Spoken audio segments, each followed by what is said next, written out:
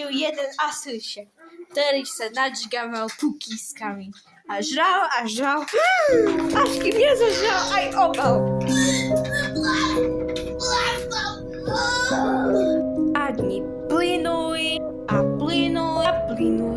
až sa raz konečne dočkal a prišla jeho sestrnica na jeho meniny. Asyšia?